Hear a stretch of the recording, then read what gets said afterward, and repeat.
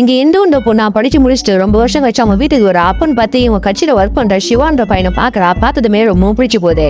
Next day இந்த பொண்ணோட பாட்டி கோயிலுக்கு போறான்னு பான்றாங்க. ஹீரோவும் கிளம்புறா. அப்பன்னு பார்த்து இந்த பொண்ணு நானே வரேன்னு சொல்லிட்டு கார்லாம் ஓடிட்டு போறா. அந்த பாட்டியை கோயில இறக்கி விட்டு ஹீரோவை தனியா கூட்டிட்டு போயிடுறா. அப்பன்னு பார்த்து இந்த பொண்ணோட அப்பா மணல திருடி வித்துட்டு போறா. அதை பார்த்த ஹீரோட அப்பா இவங்க ரெண்டு பேருமே ஃப்ரெண்டா தான் இருப்பாங்க. ஆனா இதை பார்த்ததுமே ஹீரோட அப்பாக்கு கோவம் வந்து ரெண்டு பேருமே சண்டை போட ஆரம்பிச்சிடறாங்க. இப்ப ஹீரோ ஒருத்தன் தொடர்ந்து வீட்டுக்குள்ள போறா. இந்த பொண்ணு ஹீரோவை தனியா பிடிச்சி இழுத்து கட்டி பிடிச்சி நான் உன்னை லவ் பண்றேன், இப்பயே கல்யாணம் பண்ணிக்கலாமான்னு சொல்லி ப்ரப்போஸ் பண்ணிடுறா. அதை கேட்ட ஹீரோக்கு ரொம்ப சந்தோஷமாயிடுது. அதை சொல்லாமலே வெளியே வந்துடுறான். ஆக்சுவலா ஹீரோக்கு ஏற்கனவே இந்த பொண்ணு ரொம்ப பிடிச்சிருக்கும். இந்த விஷயத்த அவங்க அப்பா கிட்டே சொல்லிடுறான். ஆனா இவன் இதை நீ கொஞ்ச நாள் முன்னாடி சொல்லியிருந்தா கூட பரவாயில்ல, இப்ப அவங்க அப்பாவுக்கும் நம்மளுக்கு சந்தேகம் ஆயிடுச்சு, அதனால வெயிட் பண்ணி கொஞ்ச நாள் கட்சி இதை பேசி நான் புரிய வச்சு உங்க ரெண்டு பேரும் சேர்த்து வைக்கிறேன்னு சொல்றாரு. சோ இவங்க ரெண்டு பேருமே ரொம்ப லவ் பண்ண ஆரம்பிக்கிறாங்க. ஒரு கட்டத்தில் நெக்ஸ்ட் அவளுக்கும் போறாங்க. ஹீரோ இந்த பொண்ணு கிட்ட நம்ம ரெண்டு பேரும் கல்யாணம் பண்ணிக்கலாமான்னு கேட்கறான். இப்ப இதை கேட்ட இந்த பொண்ணு என்னோட அப்பா கிட்ட நீ நைட்டே சொல்லி நம்ம கல்யாணத்துக்கு ஓகே பண்ண வைக்கிறேன்னு சொல்றாங்க. வந்து கிளம்பிடுறா. இதை கேட்ட ஹீரோ அவங்க அப்பா கிட்ட சொல்லி இந்த பொண்ணு என்னோட லவ் அவங்க வீட்டை சொல்ல போறா, யாரும் நடக்க போகுது, நீ போய் பார்ப்பான்னு சொல்லிட்டு அனுப்பி வைக்கிறான். அவரும் போறாரு. பட் இந்த பொண்ணோட விஷயம் ஏற்கனவே அவங்க அப்பாவுக்கு தெரிஞ்சு போயிடுது. ஹீரோவும் கால் பண்ணி பாக்குறா. இவங்க அப்பாவும் அந்த பொண்ணு எடுக்கவே மாட்டாங்க. அடுத்த நாள் கால் வருது. என்னன்னு பார்த்தா அவங்க அப்பா ஆக்சிடென்ட் ஆயிட்டு ஹாஸ்பிட்டல் அட்மிட் ஆயிருக்கான்னு சொல்றாங்க.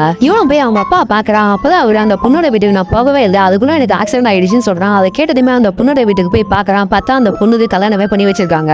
அப்பவே அந்த பொண்ணு வா என் கூட போலான்னு சொல்லிட்டு கூப்பிடா. ஆனா அவங்க ஆளுங்களும் சேர்ந்து ஹீரோவை அடிக்க ஆரம்பிச்சிடறாங்க. அந்த டைம்ல இந்த பொண்ணு அங்க ஊரை விட்டே கூட்டிட்டு போயிடுறாங்க.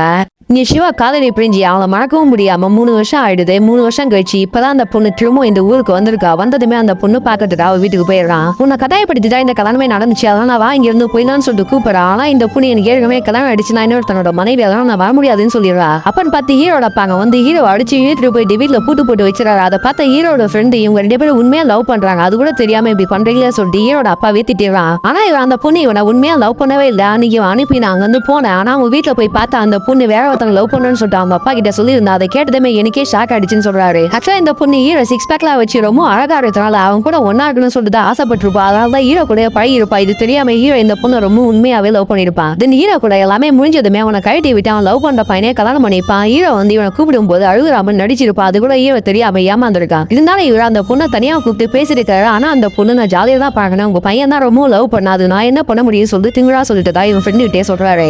இந்த விஷயம் இந்த பொண்ணோட அப்பாக்கு ஏற்கனவே தெரிஞ்சிருக்கும். இருந்தாலுமே நம்ம பொண்ணோட வாழ்க்கை இப்ப நல்லா இருக்குன்னு சொல்லிட்டு ஹீரோட கையை கதை அடிச்சு உடைக்க சொல்லி அனுப்பி விட்டுறாரு. ஆனா இந்த பொண்ணு அந்த அடியாள் கிட்ட கையால மட்டும் உடைக்காதீங்க, அவனோட உயிரை எடுத்துன்னு சொல்லிட்டு அனுப்பி வச்சிருப்பா. அங்க போனதுமே அந்த அடியாள் ஹீரோ கிட்ட எல்லாமே சொல்லிடுறா. இப்ப ஹீரோ இந்த பொண்ணை பார்த்து நீ இப்படி இப்பன்னு சொல்லிட்டு நான் கொஞ்சம் கூட நினைச்சு பார்க்கல, உன்னை நான் சின்சியரா தான் லவ் பண்ண, ஆனா நீ என்னை ஏமாத்திட்டு சொல்லிட்டு ரொம்ப ஃபீல் பண்றேன். இப்ப கூட நான் உன்னை சாவடிக்க விரும்பல, உன்னோட உயிரையை நான் பிச்சையா போடுறேன், உன்னை லவ் பண்ணதுக்கு நான் தான் செத்து போனேன், எனக்கு தான் தண்டனை கிடைக்கிறேன்னு சொல்லிட்டு அவன் அங்கேயே இறந்து போறா.